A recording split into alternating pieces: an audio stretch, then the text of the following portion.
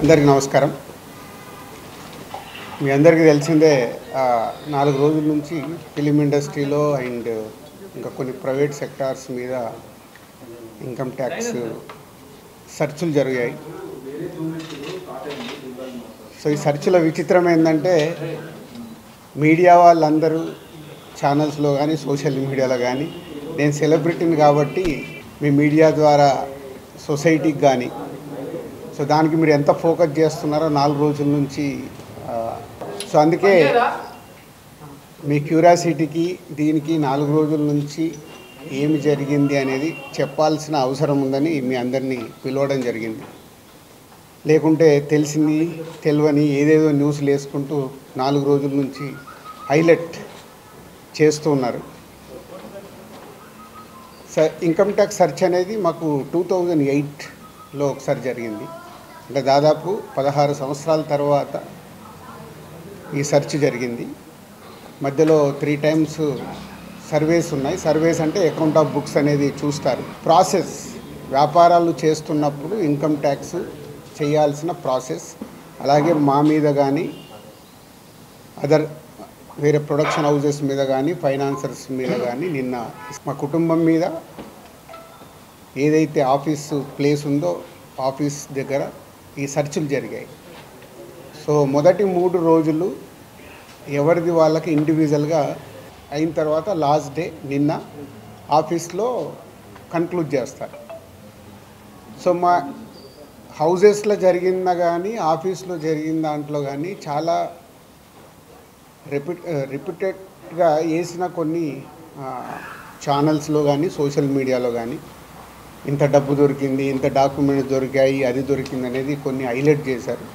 ఎక్కడ కూడా మా దగ్గర డబ్బు కానీ డాక్యుమెంట్స్ కానీ ఐడెంటిఫై కానీ మా దగ్గర నుంచి వాళ్ళు తీసుకున్నది కానీ లేదు.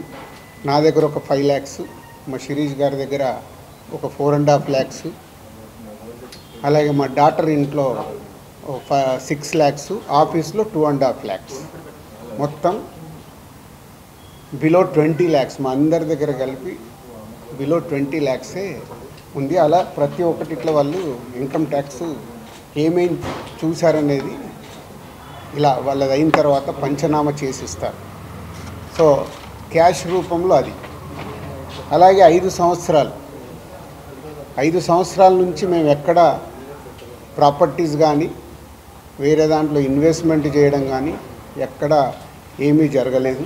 అది కూడా డిపార్ట్మెంట్కు టోటల్గా అందరి దగ్గరికి వెళ్ళి క్లియరెన్స్ చేసుకున్నారు.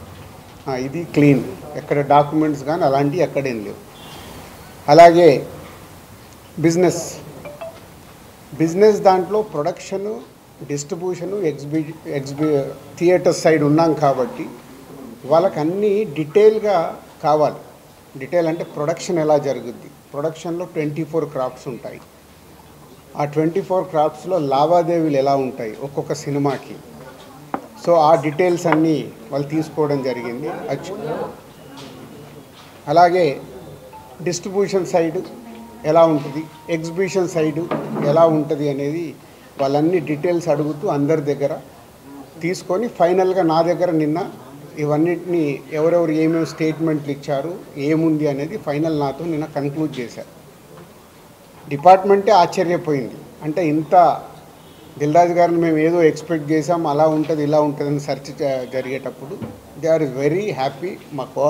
వాళ్ళకు మాకు జరిగిన కోఆపరేషన్లో కానీ దాంట్లో కానీ they are very happy department. ఫర్దర్గా ఆడిటర్స్ డిపార్ట్మెంట్ ఉన్నదాని మీద వాళ్ళు క్లారిటీ చేసుకుంటారు. అన్ని బుక్స్ ఆఫ్ అకౌంట్స్ కరెక్ట్గా ఉన్నాయా, ఇవేమున్నాయి లాస్ట్ 5 years అని అవన్నీ వాళ్ళు చేసుకొని కన్క్లూడ్ చేస్తారు.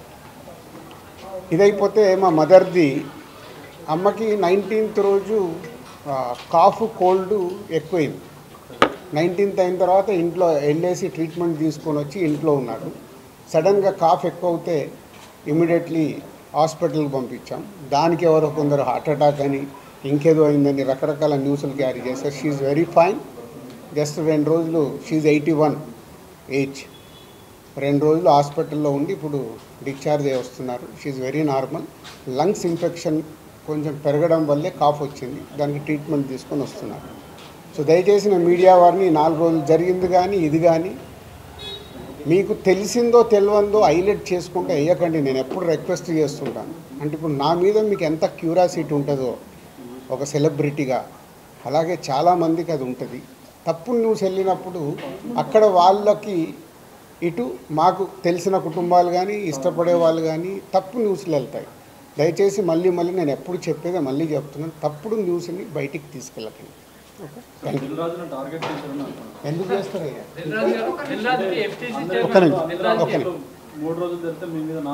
నాలుగో రోజు నాది కాదు కదా, మైత్రిలో జరిగింది, అభిషేక్ మీద జరిగింది, ఇలా అందరి మీద. ఇది ఇండస్ట్రీకి సంబంధించి ఎందుకు టార్గెట్ చేస్తారు? ఇన్కమ్ ట్యాక్స్ అనేది ప్రాసెస్, ఇదేమో ఇల్లీగల్ కాదు. ఇన్కమ్ ట్యాక్స్ అనేది ప్రతి ఒక్కరికి, మీరు కూడా టీడీఎస్లు కడతారుగా, ఎందుకు కడతారు? అస్సలు తప్పు. ఇవే అంటున్నా, రాంగ్ న్యూస్లు మీ ఇష్టంకి వచ్చినాయి అనేసుకొని వేయడం ఎందుకు? అభిషేక్ అగర్వాల్ కూడా ఉన్నాడుగా, మైత్రి కూడా ఉందిగా, వాళ్ళకు ఉన్నదాని మీద 18 ఇయర్స్ అయింది. మా మీద సెర్చ్ జరిగి 18 ఇయర్స్, ఏమో 2 ఇయర్స్ కాలే 3 ఇయర్స్ కాలే. అంటే ఆఫ్టర్ 18 ఇయర్స్ చేసే వాళ్ళు ప్రొసీజర్, ఇన్కమ్ ట్యాక్స్ ప్రొసీజర్లోనే జరిగింది, ఎక్కడ ఏమీ లేదు. అనవసరమైన ఎక్కడ మీరు ఊహించేసుకొని హైలైట్లు చేయాలి. ఓకే,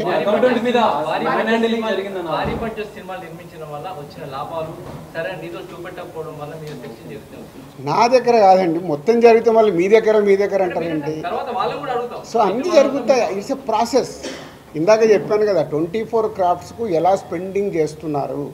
ఇప్పుడు మా గేమ్ చేంజర్ ఇంత బడ్జెట్ అయింది, ఎలా స్పెండ్ చేస్తున్నారు. They want all accounts. మేము క్లీన్గా ఉండొచ్చు, తీసుకున్నోడు ఉండకపోవచ్చుగా. సో మా దగ్గరికి వెళ్ళి అన్ని డీటెయిల్ తీసుకొని ఎవరెవరికి వెళ్ళాయో వాళ్ళ ద్వారా చెక్ చేస్తారు. ఎందుకంటే TDS, GST, so many process ఉంటాయి.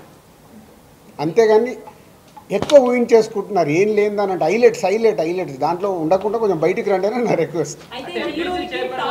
హీరోలకి టాప్ డైరెక్టర్స్ కి బ్లాక్ ఇవ్వడం వల్లే ఇష్యూస్ వస్తున్నాయి అనేది కూడా వినిపిస్తుంది. మీలో కొంతమంది, మీ ప్రొడ్యూసర్స్ కొంతమంది చెప్తున్నారు, దీనికి ఏమంటారు? మీ ఛానల్స్ కూడా చాలా చెప్తారు, బ్లాక్ ఎక్కడ ఉంది, ఎక్కడికి వెళ్ళి వస్తుంది, నువ్వు సినిమా ఎక్కడ చూస్తున్నావు, ఆన్లైన్లో టికెట్ బుక్ చేసుకుంటున్నావు, 90% బుక్ మై షోలో బుక్ చేసుకుంటున్నావు, పేటీఎంలో బుక్ చేసుకుంటున్నారు. ఎక్కడుంది క్యాష్? 90% అకౌంట్లోనే. అదే అందరు మీరు బుక్ చేసుకుంటున్నారు, సినిమాలు చూస్తున్నారు. అది మళ్ళీ మీ ఊహ. ఎవరికి రావాల్సిన స్టోరీలు ఎప్పుడు రాసుకుంటూనే ఉంటారు, ఎందుకంటే మీకు కూడా హైలైట్స్ కావాలి కదా, లేకుంటే కష్టంగా. నేను మీకు అదేనండి చెప్తున్నా, 2008లో అయింది సెర్చ్ నా మీద.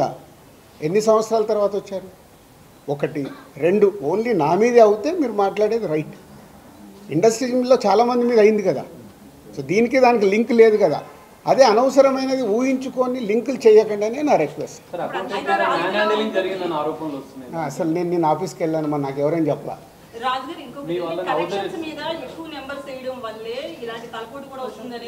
అది మొత్తం ఇండస్ట్రీ అంతా కలిపి మాట్లాడతాం, అది నేను ఇండివిజువల్గా మాట్లాడకూడదు. అలాంటి ఏదైనా ఉంటే కరెక్ట్ చేయాల్సిందే, ఇండస్ట్రీ తరఫున కరెక్ట్ చేయాలి. 22 నుంచి మీరు ఐటీ ఫైల్స్ చేశారా సార్? ఎవ్రీ ఇయర్ ఉంటుంది. 22 నుంచి అంటే ఎవ్రీ ఇయర్ ఉంటుంది. అదే 22, 23 వరకు అసెస్మెంట్స్ అయిపోయాయి. 30% స్లాబ్లోకి ఎంటర్ అయ్యారు కదా, దానికి సంబంధించి కూడా క్లియర్ ఉందా? ఏంటి శాతం కోటి రూపాయలు దాటితే ఐటీ అన్నదాన్ని? మీరు ఎక్కడున్నారండి బాబు? నా కంపెనీ టర్న్ ఓవర్ ఎంత? 30% గురించి మాట్లాడుతుంది. హైలైట్ టర్న్ ఓవర్ నా కంపెనీది. ఎప్పుడో 2008లోనే నా సర్వే అయిందంటే అప్పుడే ఎంటర్ అవుతుంది కదా అవుద్ది. అయితే ఫిల్మ్ ఇండస్ట్రీలో రైట్స్ జరగడం కూడా ఒక ప్రెస్టేజ్ ఇష్యూగా కొంతమంది చూస్తున్నారు, డైరెక్టర్లు, హీరోలు, వీళ్ళంతా. దీనికి ఏమంటారు మీరు? అంటే ఇన్కమ్ ట్యాక్స్ వాళ్ళు అదే అంటారు, సార్ మేము వచ్చినామంటే మీరు పెద్దోళ్ళు అని. సో మీ మీద కూడా చేయించుకోరు, మీరు ఫాస్ట్గా పెద్దోళ్ళు అవుతారు. అది న్యాచురల్. అంటే హౌస్ అరెస్ట్ అంటే ఇప్పుడు నేను ఉన్నాను 3 రోజులు, మీ వీడియోలు తీస్తున్నాను, నేను ఎక్కడికైనా వాకింగ్ చేస్తాను, బయటికి వెళ్ళనివ్వరు. కమ్యూనికేషన్ కాకుండా వాళ్ళకి కావాల్సిన ఇన్ఫర్మేషన్ తీసుకోవడానికి అందరినీ డిఫరెంట్లో ప్లేస్లో పెట్టి ఫైనల్గా కన్క్లూడ్ చేస్తారు. ప్రొడక్షన్ టైంలో జరిగిన లావాదేవీలు, తర్వాత మీ సినిమా రిలీజ్ అయినాక వచ్చిన లావాదేవీలు, వీటన్నిటిని అడగడం జరిగిందా? అది ఆటోమేటిక్ అండి, అది ప్రాసెస్. వాళ్ళకి అదే అవగాహన చేసుకోవడానికి. సినిమా క్యాష్ ఉన్న బ్యాంక్కి వెళ్ళి డ్రా చేసే పెడతారు. సో వాళ్ళకి డౌట్స్ ఉంటాయి. డౌట్స్ ఉన్నప్పుడు క్లారిఫై చేయాల్సిన రెస్పాన్సిబిలిటీ మాదే కదా. సో అలా ఒక్కొక్కటి ప్రొడక్షన్ ఏంటి, డిస్ట్రిబ్యూషన్ ఏంటి, ఎగ్జిబిషన్ ఏంటి, ఎలా ప్రాసెస్లో ఉంటాయి అన్నీ ఎక్స్ప్లెయిన్ చేస్తూ వచ్చాను. మీ దగ్గర 5 lakhs రూపీస్ అని అన్నారు, శిరీష్ గారి దగ్గర 4.5, at the same time Hanshita గారింట్లో ఎంత స్వాధీనం చేస్తారు? 6.5 lakhs. టోటల్ కలిసి 20 లక్షలండి. క్యాష్ రూపంలో మా ఫ్యామిలీలో కానీ ఆఫీస్లో కానీ 20 lakhs. అది దానికి కూడా ఇది అనఫీషియల్ కాదు, ప్రతి ఒక్కదానికి ఇట్లా డాక్యుమెంట్ ఇస్తారు. ఇది 5,50,000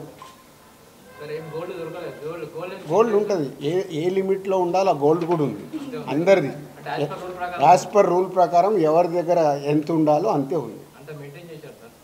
మెయింటైన్ అంటే మేము రెస్పాన్సిబుల్ పర్సన్ కదా, ఏది మేము తప్పులో ఉండకూడదుగా. అంటే రైట్స్ జరగడం కూడా మీరు ఎంత క్లియర్గా ఉన్నారనేది తెలుస్తుంది కదా. ఇగో నా వైఫ్ 77 లక్షలు. సో ప్రతి ఒక్కటి ఇట్లా ఇస్తారు వాళ్ళు డాక్యుమెంట్, పంచనామా చేసి ఇచ్చేసి వెళ్తారు. అందరికి క్లీన్గా ఉన్నాయి. అయితే ఎన్ఆర్ఐ నుంచి పొలిటీషియన్స్ నుంచి కొంత బ్లాక్ మనీ రావడం, దాన్ని ఎక్కువగా ఫిల్మ్ ఇండస్ట్రీలో పెట్టడం ఇలాంటివి జరుగుతాయి అంటారు కదా, దీని గురించి నాకు ఇప్పియరాదు, నేను తీసుకుంటాను. మరి తక్కువ ఇంట్రెస్ట్లో ఎక్కువ ఇంట్రెస్ట్లు కడుతున్నాను నేను.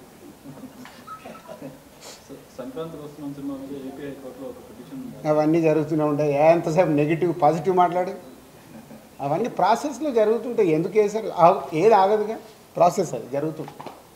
ఓకే, ఏం చెప్పాలి, అయిపోయింది మొత్తం తీసుకున్నారు. థర్డ్ రోజు వచ్చి కలవమన్నారు. ఈ లోపల చెక్ చేసుకుంటారు, ఆడిటర్ వెళ్ళి మాట్లాడతారు. థర్డ్ రోజు వెళ్ళి నేను కలుస్తాను. నెక్స్ట్ అయిపోయింది కదా, చెప్పినా మొన్నే 2025 స్టార్ట్ అని. సంక్రాంతి వస్తున్నాం, స్టార్ట్ అయింది కదా. ఎలా సూపర్ హిట్లు కొట్టాలనేది మన పని, అదే మొదలు పెడతాం. ఓకే, పాజిటివ్ అండి. థర్డ్ రోజు రమ్మన్నారు. ఈ లోపల ఆడిటర్ వెళ్ళి మాట్లాడతారు. Okay, thank you.